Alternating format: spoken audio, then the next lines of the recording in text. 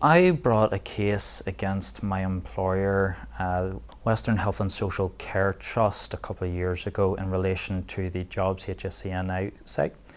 And the reason for it was when I was looking to become a permanent contract or get a promotion.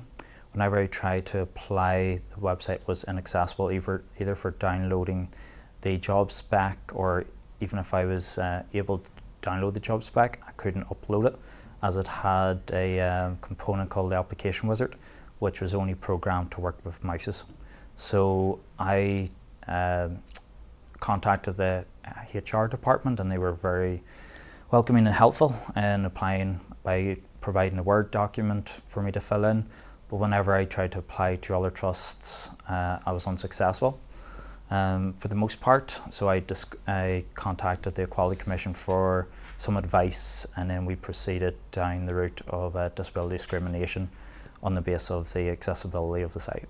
Taking a legal case against my employer, even though they were fantastic, and the regional body, BSO, just made me embarrassed that I had to take it.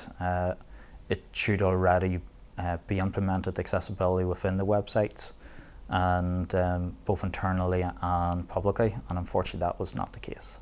In this case, it was apparent that proper reasonable adjustments hadn't been put in place, and that it was another example of a barrier to disabled people in Northern Ireland. Currently only 36% of people with disabilities in Northern Ireland are employed, which is the lowest rate for any region in the UK. The Commission itself, through its discrimination advice line, the majority of the queries that we get from people who believe they've been discriminated against relates to disability discrimination, and in particular to employment. So it was important that the Commission supported this case to a successful outcome. It's extremely important for employers to realise, because they may have employees, even if they're not open, some of them may be hidden. So if the website internally or publicly is not accessible, it will stop people with physical disabilities, sensory disabilities, being able to access promotions or even applying for permanent contracts.